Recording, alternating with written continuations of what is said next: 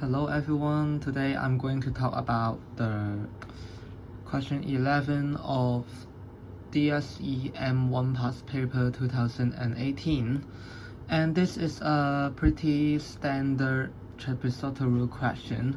We have a function and we have to find the value of d1 through trapezoidal rule, and normally we can do it by finding the delta x, and then we can divide by 2, find a 0.1, 0.5, and then add them together, and then we can find the value 50.251. And the main point of this video is teaching you how to take advantage of your calculator to check the answer. And I have input my trapezoidal rule program into my calculator so that I can check the answer of these questions. So if we face similar questions in the exam, we can check our answer very easily. So I put my program into program 4. So now I am going to change my function first, because with different questions we get different functions, so that every question have a different answer and we have to change our program. So now I have to change it into this function, and then after changing the function I can go to the starting page and press program 4, and this is from 0.1 to 0.5, and there are 4 sub-intervals, and we can find that the answer is 50.2513, which is the answer from marking scheme.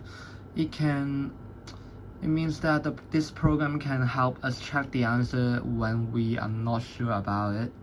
At the same time, I want to say that in the market there are some HKEAA approved calculus calculator for us, and we can use them to prove our answer about some differentiation and integration problems. Like in this question, it's asked that whether d1 is an overestimate or an underestimate. We have to differentiate the function of at for 2 times to check whether it is underestimate. And like in this question, we can use our calculator to check our answer. For example, we have to differentiate this function, so we can press this button and then type this function. Then we have to sub x to be like 3, so we can check when this function is differentiated and t is equals to 3, the value will be negative 7.733, and with a normal calculator we can sub t to be 3 with the answer that we have just calculated. So I've ready for this, and then when I sub 3 to be the answer will be the same with the calculator of calculus.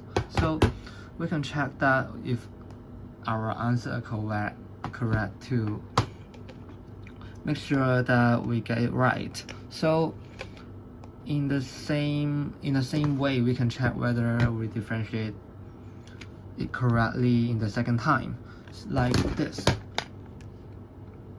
We can push this button, and then 480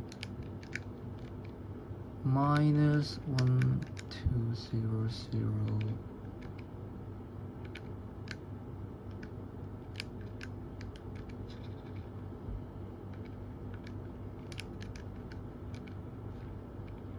And then we have to wait.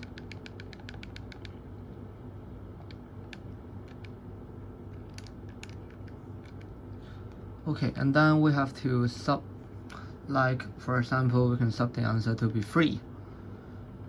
and we can find that the value will be 12.4929. Okay, if we test 240 and then